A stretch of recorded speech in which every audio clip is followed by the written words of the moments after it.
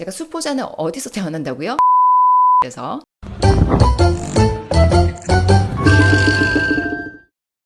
안녕하세요. 어디든 학교의 하유정입니다. 우리 아이들 수학 공부 정말 험난하죠. 문이과 통합수능이 시행되면서 수학의 중요성이 더욱 커지고 있는데요. 사실 우리나라 아이들 수학 정말 잘합니다. 국제학업 성취도인 피사에서는 전체 81개국 중 6위, 팀스 결과로는 우리나라 초사 아이들이 싱가포르, 대만에 이어서 홍콩과 공동 3위니까 뭐 거의 탑티어죠. 하지만 참 아이러니하게도 성적은 최고 수준인데 정작 아이들의 수학에 대한 자신감과 흥미는 최하위권이에요. 나 이거 재미있어, 잘하는 것 같아, 이렇게 느끼는 아이는 적다는 거예요. 참 안타깝죠. 어쨌든 이런 국제 비교는 3년에서 4년에 한 번씩 치러지는데 올해 말에서 내년 초에 새롭게 발표될 피사 결과가 조금 궁금하기도 합니다. 중국이 얼마나 따라왔을지요. 어쨌든 우리나라 학생들이 정말 수학을 열심히 하고 잘하기도 하지만 최상위권이 많아지는 만큼 기준 이하 수준의 비율도 최근 7%가 증가했다라는 그 결과도 주목할 필요가 있어요. 지금 현재 수준이 어찌 되었든지 간에 앞으로 쭉 좋은 성적을 끝까지 이어나가게 하기 위해서는 초등 시기에 어떻게 도와주면 좋을까요? 그래서 이번 영상에서는 초등 수학의 방향성과 가장 큰 골격을 이해할 수 있는 그 로드맵을 여러분들께 제시를 해드리고 결국 지금 이 시작 단계인 초등 수학이 고등 수학까지 어떻게 연결되는지를 알려드리도록 할게요. 이 초등 수학에서 다루고 있는 여러 가지 수학의 종류들이 좀 많아요. 개념, 연산, 선행, 심화, 그리고 사고력 수학까지 종류도 많고 방향도 제각각입니다. 그래서 제가 1, 2학년 그리고 3, 4학년 마지막 5, 6학년까지 학년군으로 묶어서 이 시기에 어떤 부분에 조금 더 집중하면 좋을지, 아니 집중해야 하는지, 놓치면 안 되는 게 무엇인지 이런 핵심적인 내용들을 오늘 쭉 풀어보도록 하겠습니다. 자, 먼저 1, 2학년입니다. 이 시기의 수학 공부는요, 크게 두 기둥만 튼튼하게 잘 잡아주면 된다라고 생각하시면 돼요. 바로 하나는 연산, 다른 하나는 사고력입니다. 특히 이 무엇보다 기초 연산 학습 굉장히 중요합니다. 기초 연산이 좀 탄탄해야 그 위에 개념도 사고력도 잘 다져서 올라갈 수 있거든요. 제가 예전에 연산 문제집 분석했던 영상이 있었거든요. 그거 한번 참고해 보시고요. 기탄 수학, 소마셈, 그리고 제가 쓴 처음 수학 같은 그런 기본 개념서들 좋고요. 구몬, 눈높이 이런 학습지를 활용하시는 것도 괜찮습니다. 이건 기초 체력이에요. 무조건 하셔야 됩니다. 자, 그래서 저학년 연산 공부는요, 크게 세 가지 방법으로 접근을 하세요. 그 첫 번째는 조작 활동입니다. 여러 가지 형태의 교구 활동이 이 시기에 꼭 필요합니다. 숫자, 이 수라고 하는 것은요, 우리 어른들에게는 굉장히 쉬운 개념일지는 모르지만 우리 아이들에게는 추상적인 개념이거든요. 눈으로 확인할 수 있는 수, 그리고 그 수가 어떤 문자로 적혀 있는지, 그리고 어떻게 읽는지, 그리고 그 수를 가르거나 모으는 그런 모든 활동이 우선은 오감으로 만지고 보고 느끼는 그 의미 있는 시간이 충분히 제공되어야 됩니다. 이 경험치가 많이 없는 아이들은 나중에 진짜 큰 수를 만났을 때 그 수가 어느 정도의 크기인지, 그리고 그것을 아이들이 머릿속으로 그리기 엄청 어려워해요. 이 중학년으로 올라가면 큰 수의 개념을 억조 단위까지 배우거든요. 그때 10개짜리 수 모형을 모아서 뭐 100을 만들고 만을 만들고 그동안 해왔단 말이에요. 그것을 다시 입체도형으로 만들어서 억조까지 만드는 그런 활동을 머릿속으로 그릴 수 있어야 되는데 작은 수부터 그런 조작 활동을 많이 해보지 않은 아이는 어렵겠죠. 그때는 진짜 추상적인 개념인 거예요. 머릿속으로 그릴 수 없는. 그러니까 어렸을 때부터 바둑알이나 뭐 수 모형 하다못해 손가락이라도 허용해 주셔야 됩니다. 어떤 부모님들은 손가락을 아예 못 쓰게 하시는 부모님 계시더라고요. 아닙니다. 아이들에게 충분히 보고 만질 수 있는, 자기 몸을 이용해서라도 세어보고 그것을 이미지화 시킬 수 있는 그런 시간을 충분히 주세요. 이거 충분히 하고 나면 나중에 이런 거 안 써요. 그리고 수학 공부가 목표라면 먹는 걸로 좀 장난쳐도 괜찮습니다. 과자나 젤리, 아이들이 좋아하는 것 이런 걸로 가르고 모으기, 분류하기, 규칙성 이런 거 직접 해볼 수 있게 해주세요. 두 번째는 게임 활동입니다. 수학 관련된 보드게임 굉장히 많죠. 주사위를 던져서 나온 수만큼 말을 이동하는 그런 모든 게임들 그 자체도 수학 활동이거든요. 부루마블이나 모두의 마블 이런 세계 여행을 하면서 동계산을 하는 그런 과정에서 큰 수의 덧셈과 뺄셈 자연스럽게 익히게 되죠. 할리갈리 같은 과일 5개를 찾는 그 과정에서 숫자 5의 보수 개념을 눈과 그 동물적인 감각으로 익히잖아요. 기타 도형이나 규칙성을 접목한 여러 가지 게임들 정말 많은데요. 주말 저녁 가족의 화목도 도모하고 내 아이의 수감각도 키워줄 수 있는 온 가족 보드게임 시간 꼭 가져보세요. 자, 세 번째는 연산 문제. 매일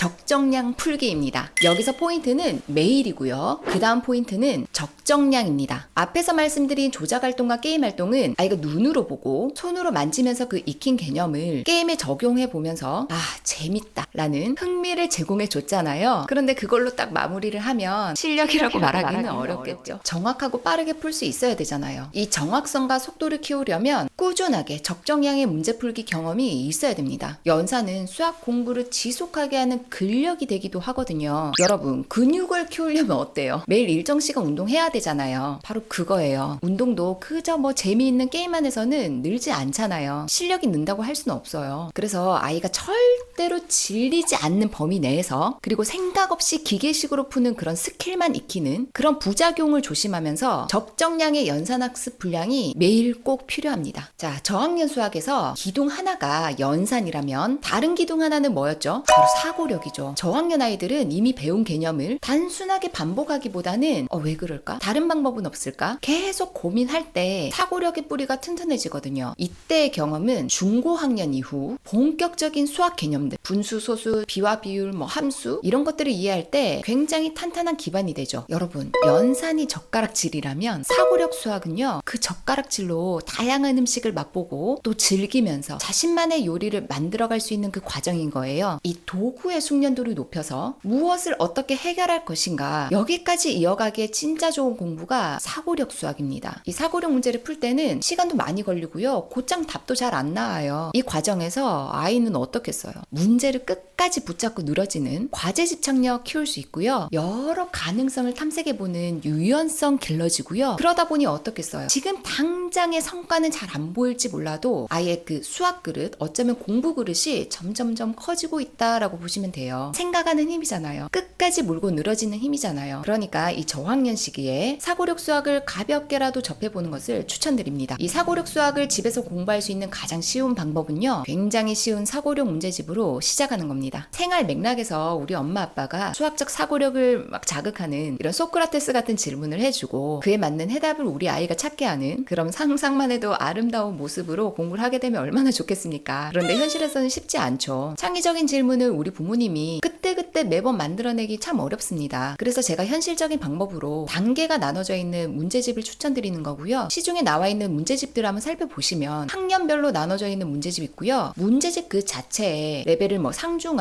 이런 식으로 나누어서 또 추천 학년을 제시하는 경우도 있죠. 몇 학년에 맞는 문제집이다, 이거는요 그냥 참고만 하시고요. 내 아이가 주변에 너무 많은 도움 없이 스스로 고민해서 어느 정도 풀 수 있는 그런 문제집을 선택하시는 게 가장 좋은 그 레벨 선택이에요. 아이가 5학년인데 문제집에 5학년이라고 적혀 있는 거 풀기보다는 후행으로 가시는 게 어쩌면 더 낫다라는 것. 그래서 아이에게 이 단계라고 적혀 있는 것에 크게 집착하지 않아도 된다는 것을 알려주시고요. 사고력 문제들이 꽤 어렵거든요. 아이는 끙끙대면서 자신의 힘으로 이 난제를 해결해보는 그 성취감을 받을 수 있어야 되는데, 그게 어려운 난도라면 수준을 낮춰서 재미있고 쉽게 풀 수 있는 것으로 제공해 주셔야 됩니다. 초등 5학년이어도 한 2학년 수준이 다 맞을 수 있어요. 그리고 문제를 풀 때는 한 문제라도 끝까지 포기하지 않고 푸는 것에 칭찬해 주셔야 돼요. 많은 문제를 푸는 것에 목표를 딱 두기보다는 이 방법 저 방법을 다 써가며 이미 내가 알고 있는 개념을 다양하게 연결해서 어떻게든 답을 내보려고 노력하는 그 과정이 중요한 거거든요. 그래야 수학적 유연성이 길러집니다. 설령 아이가 잘못된 풀이를 좀 적어놨다 하더라도 이때 아이가 본인의 생각을 말로 풀어서 말해볼 수 있는 그 기회 주시고요. 그 논리의 흔적을 좀 찾아가지고 인정해 주세요. 그 이후에 오류를 발견하고 수정할 기회를 주시는 거예요. 맞다 틀리다에 초점을 맞추면 안 됩니다. 자, 그래서 사고력 수학은 양은 내려놓으시고 수준도 내려놓으시고 이 생각하는 습관, 말 그대로 아이의 사고력 그릇을 공들여서 키워주는 그런 시간이다, 이렇게 여겨주셔야 돼요. 간혹 이 사고력 수학이 필요하다 필요 없다 이걸 논쟁하는 경우도 있는데, 그건 목표가 달라서예요. 각각 목표가 다른데 그럼 필요성 자체도 다르겠죠. 제 경험상으로는 이 약간의 어렵고 힘든 그 공부를 통해서 과제 집착력, 사고의 유연성, 생각하는 힘이 좀 커지더라. 그리고 이게 학습 전반에 효과를 미치더라. 커다란 기둥 하나 연산, 다른 기둥 하나는 사고력. 이 저학년 때 잘 챙겨주시면 좋겠어요. 다음은 3, 4학년입니다. 수포자는 3학년 교실에서 태어난다라는 말이 있을 정도로 초등 3, 4학년은 수학학습에 있어서 정말 중요한 시기입니다. 추상적인 개념이 마구마구 등장하고 학습량이 급격하게 늘어나면서 아이들이 처음으로 수학의 벽을 느끼게 놓치게 되죠. 하지만 반대로 생각하면 이 시기는 수학을 비롯한 전반적인 공부 습관을 잡아줄 수 있는 골든타임이기도 해요. 그러니까 학원에만 의존하기보다 가정에서 딱 중심을 잡아줄 수 있는 꼭 실천해야 되는 것들을 중심으로 말씀드리도록 할게요. 이 3, 4학년 시기에 튼튼하게 쌓아야 되는 두 기둥은요. 하나는 연산력 강화, 다른 하나는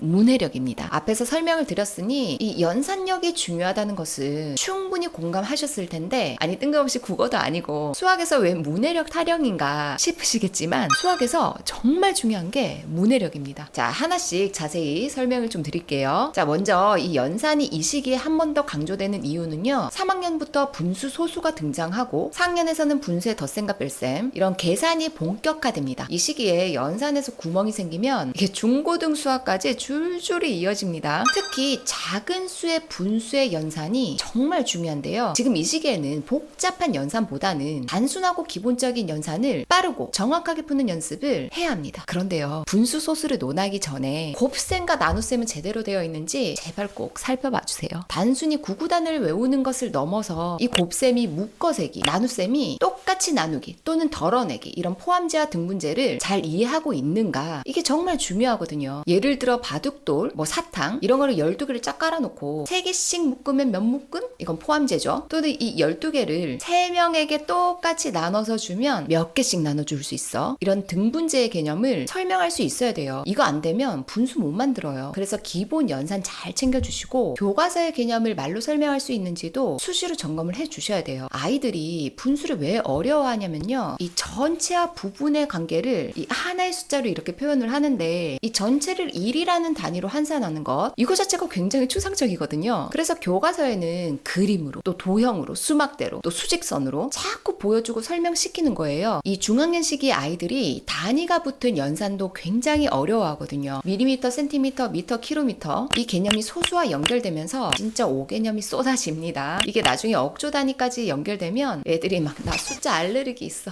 이렇게 토로하죠. 진짜 신체 반응이 나타나는 애들이 있어요. 수학 시간마다 그렇게 자주 보건실에 가겠다고, 다녀오겠다면 안 보내줄 수도 없죠. 어쨌든 이 연산 실력은 고등수학까지 연결되는 이 긴 여정 안에 굉장히 큰 영향력을 가지죠. 고등수학에서는 10분 이상 소요되는 심한 문제도 있거든요. 이때 부족한 연산 실력 때문에 문제를 해석하고 또 논리적으로 풀이 과정을 도출하는 거기에 집중을 해야 되는데, 연산이 느린 친구들은 기통에다가 연산하다가 집중력이 흐트러져가지고 어디까지 했지? 막 문제 까먹고 못 풀고 있었더라? 다시 돌아가고 이런 식으로 반복돼요. 잘할 수가 없겠죠. 잘 풀 수가 없어요. 시간도 많이 걸려요. 요즘 같은 시대에 계산기 있으니까 연산 그렇게 중요한가? 이런 주장을 할 수도 있지만 저는 동의하지 않습니다. 나중에 중고등학교에서 나오는 다항식이나 지수로그 같은 심화 개념을 다룰 때도 기본적인 연산력이 부족하면 오류가 속출합니다. 중고등학교 가면 그때는 연산보다는 어쨌든 개념을 충분히 이해하고 더 다양하게 답을 도출하는 방법을 생각해 보는데 더 집중을 해야 되는데, 베이스가 되고 있는 연산 실력 안 좋으면 안 되겠죠. 그때는 공부할 게 너무 많거든요. 연산 실력까지 신경 쓸 겨를이 없어요. 그래서 이 시기에 적정 시간 이상은 연산력을 키우는데 좀 투자를 하시는 게 맞아요. 자, 참고로 4학년 때 도형과 측정 영역이 굉장히 많이 나오는데 이번에 교육 과정이 바뀌면서 좀 쉬워졌어요. 복잡한 활동이 거의 다 빠졌습니다. 각도를 딱 주어주고 같은 크기의 각을 그리는 그런 정도의 활동도 좀 빠졌어요. 평면 도형 중에서도 복잡한 활동 다루지 않도록 지침이 내려왔어요. 제가 수포자는 어디서 태어난다고요? 3학년 교실에서. 사실 초등 저학년 때는 대체로 아이들이 다 잘해요. 다 영재 같아요. 특별히 어려워하는 아이들 일부 있긴 하죠. 그리고